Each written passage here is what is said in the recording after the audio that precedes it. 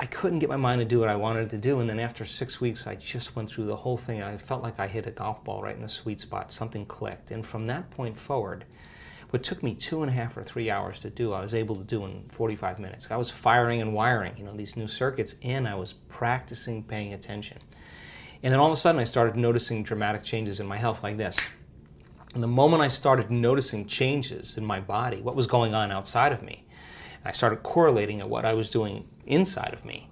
Now I was just hooked, and I just started doing it with more passion and more sincerity. Anyway, back on my feet in 10.5 weeks, back training at 12 weeks, back in my clinic, and Wow. I just made a deal with myself that if I was ever able to walk again, I'd spend the rest of my life studying the mind-body connection and mind over matter. And then that led me to just stop everything in my life. I just wasn't the same guy. I'd just been initiated into something, and sold my practice, sold my home. You sold it all. Sold it all, moved to the Northwest, and just started asking bigger questions like, who am I? Why am I here? What are we doing? What happens when we die? And how did all this happen for me? What was the process? I started studying the science behind it, and I couldn't find it in any conventional textbooks because this was unconventional, right? And miraculous is kind of unconventional.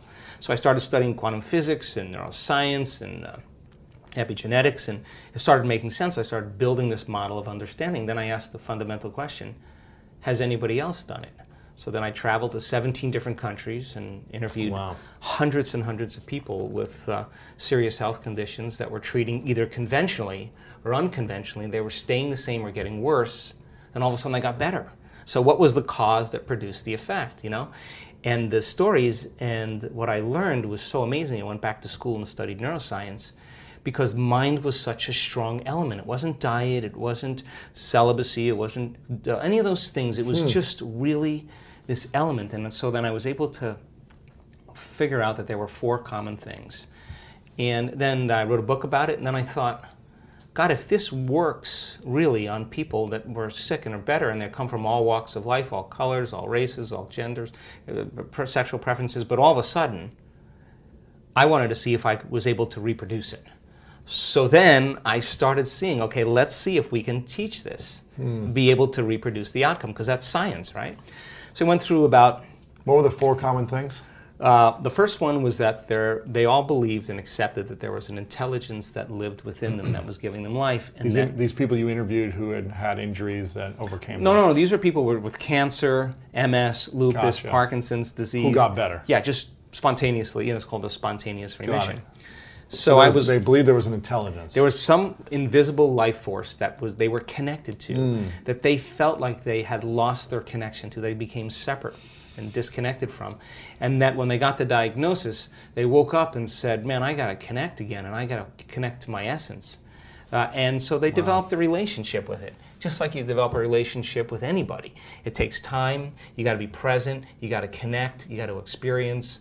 You got to be present. All of these things are important elements. So that was the first thing. The second thing was that they realized that it was the mismanagement of their emotions and the hormones of stress that really began to create their condition. Now, stress is when your brain and body are knocked out of balance. Stress is when your body's knocked out of homeostasis. We have an innate mechanism in our body that returns us back to order. So then if someone cuts you off on the LA freeway, you have an emotional reaction, but 15 minutes later you're back to driving and you're over it, right? That's all organisms in nature can tolerate short-term stress. But when it's all day long, all week, all year. Yeah, so if you're reacting to, like if Tyrannosaurus Rex is chasing you, you have to make a decision. Am I going to use 20% of my energy or am I going to use 100%? So it turns out when you're reacting to traffic... 200%. Oh, right, or if you're reacting to your coworker sitting in the cubicle next to you, right. You're turning on that response, and what was once very adaptive becomes very maladaptive, because when you turn on the stress response and you can't turn it off, now you're headed for disease, because nobody can live in emergency mode for that extended period of time. Well, human beings, we can turn on the stress response just by thought alone. You can think about your problems, and you're producing the same biological effects. So those chemicals give the brain and body a rush of energy. And people become addicted to that rush of energy. So now they use the problems and conditions in their life to reaffirm their addiction to that emotion. They need the bad job. They need the poor relationship. So that means they become addicted to the life that they don't even like, Right? Why do we need the bad job or bad relationship and stay stuck in those? Because it's a conditioned response. So listen, if you get angry at a coworker and all of a sudden you get an arousal in your brain and body, right? You get a rush of energy. When you start noticing that your body starts dropping, your brain starts noticing your energy starts dropping, you're automatically going to have the image of the coworker in order to what? Give your body the next jolt, right? So all of a sudden people become addicted to their own thoughts, right? So these people realize that, oh my God, I've been mismanaging my attention and energy, and I gotta get beyond my past. I got to get beyond these emotions. I got to make some big changes. I got to break the habit of being myself. I got to stop being this person. Now, that sounds really good theoretically and philosophically, but change is such a hard thing, really hard. Right? Because the moment you come back to your senses and you step back into your life and you see that person, or you go to that place, or you're with that experience, so many people are unconsciously reacting in their thoughts and feelings to everything in their environment. So now their environment is controlling how they think and feel. So they realize that in order to change, you got to change the environment. They got to be greater than their environment, greater than the conditions in the world, greater than the circumstances. Be mindful of that every time it comes conscious. up. To be okay, I'm going to think differently. Right. I'm not going to react. This way. I'm not going to go back. I'm not going to go back, because the moment you start reacting emotionally, emotions are a record of the past, and if those emotions are driving your thoughts, you're thinking in the past. And if you can't think greater than how you feel, and you believe your thoughts have something to do with your destiny, you're creating more of your past, right? So it turns out that the repetition of thinking and feeling and feeling and thinking, these loops that people get caught in, condition their body to subconsciously become the mind of that emotion. Which means now their body, as their unconscious mind, is believing they're living in the same past experience 24 hours a day, 7 days a week, 365 days a year. What's the relevance behind that? Well, the latest research on genes says genes don't create disease. It's the environment that signals the gene that creates disease. The emotional environment or the physical environment? Your environment, any environmental reaction. But if you're reacting emotionally to your environment the same way, you're signaling the same gene in the same way, and now you're headed for a genetic destiny. So the hormones of stress push the genetic buttons that create disease. If you can turn on the stress response just by thought alone, your thoughts could make you sick. And if your thoughts could make you sick, is it possible that your thoughts could make you well? So they began to realize that, oh my God, the repetition of thinking and feeling and feeling and thinking caused me to feel guilt, and I don't even know it's guilt, it just feels like me. It's just, I'm used to this same chemical continuity. Now, the moment they decided to change, anytime you decide to change and change anything about yourself, get ready, because it's going to feel uncomfortable. It's going to hurt. You're going to leave the known. Yeah. You're going to leave the familiar, and you're going to step into the unknown. Even if the familiar is uncomfortable and painful, right?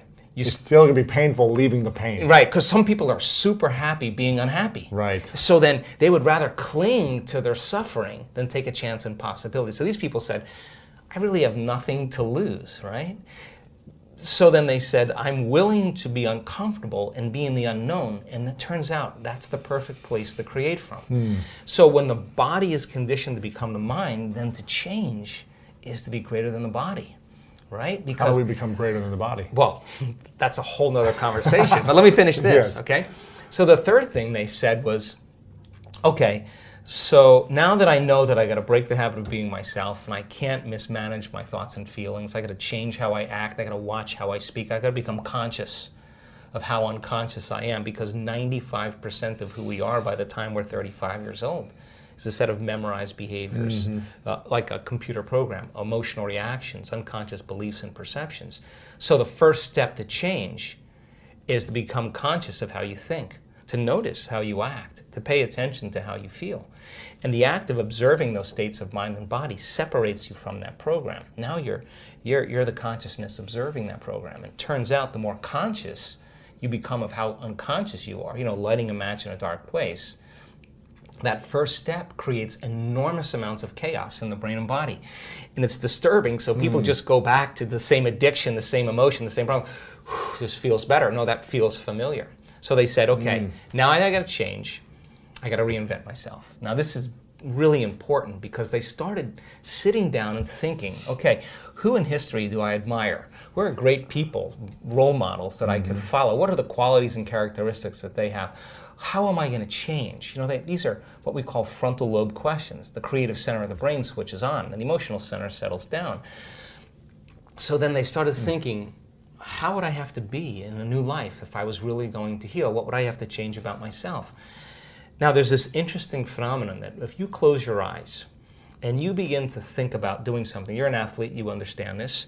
If you're a background in football and you are running a pattern or you are doing something, you would rehearse it in your mind. Yeah. Turns out that the act of mentally rehearsing something when you're truly present, your brain does not know the difference between what's going on out there and what's going on in here. And